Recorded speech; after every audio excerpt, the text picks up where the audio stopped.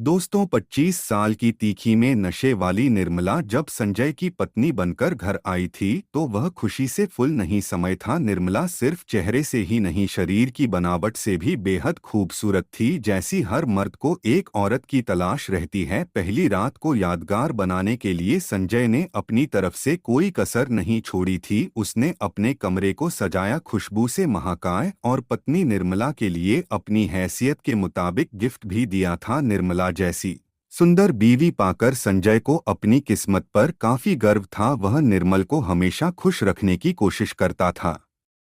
ऐसे ही धीरे धीरे समय का चक्र घूम गया और निर्मला के दो बच्चे की मां बन गई। दो बच्चों को जन्म देने के बाद निर्मला के हुसैन में जबरदस्त नूर आ गया था। इसके बाद तो उसके रूप में जबरदस्त और भी निखार आ गया था। दोस्तों, कहानी सुनने से पहले आप लोगों से बस एक ही छोटी सी रिक्वेस्ट है, क्या आपने हमारे चैनल को सब्सक्राइब नहीं किया तो प्लीज चैनल को सब्सक्राइब कर लीजिए और वीडियो को लाइक कर दीजिएगा। चलिए शुरू करते हैं आज की कहानी। किसी मर्द की बीवी कितनी भी खूबसूरत क्यों ना हो, एक समय बाद जब उस पर घर परिवार की जिम्मेदारी बढ़ती है तो वह पत्नी से ध्यान हटाकर के काम धंधे पर ज्यादा गौर देने लगता है, ताकि उसकी बीवी बच्चों की परवरिश में कोई कमी ना रहे जाए। संजय एक होटल में वेटर का काम करता था। जब परिवार की जिम्मेदारी बढ़ गई तो वह परिवार के पालन पोषण के लिए ओवर टाइम वर्क करने लगा था। निर्मला दो बच्चों की मां जरूर बन चुकी थी,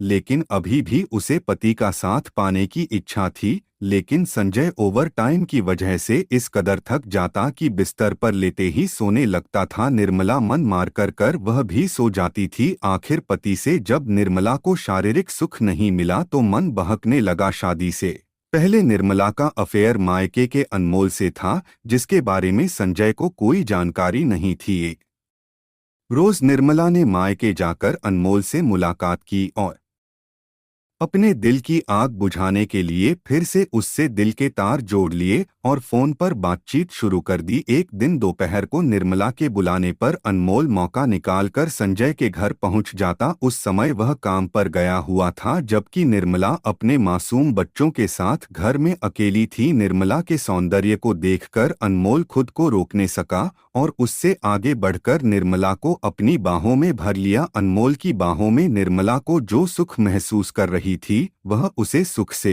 काफी समय से वर्जित थी। उसकी तमन्ना यह अंगड़ाई लेने लगी, फिर वह भी अमरबेल की तरह अनमोल से लिपट गई। इसके बाद दोनों ने एक दूसरे से लिपट गए, अपनी बरसों पुरानी यादें ताजा कर ली। इसके बाद निर्मला अक्सर संजय की गैर मौजूदगी में अनमोल को अपने घर बुलाने लगी और उसके साथ शारीरिक संबंध बनाने लगी। निर्मला रात को अपने बच्चों को डॉट कर दूसरे कमरे में सुला देती और खुद प्रेमी अनमोल के साथ जिस्मानी संबंध इस तरीके से बना रहे थे कि उनकी सरकार पूरे कमरे में गूंज रही थी। लेकिन कहते हैं ना कि बुराई पर कितनी भी पर्दा डाल लो, सच्चाई तो एक दिन सामने आकर ही रहती है।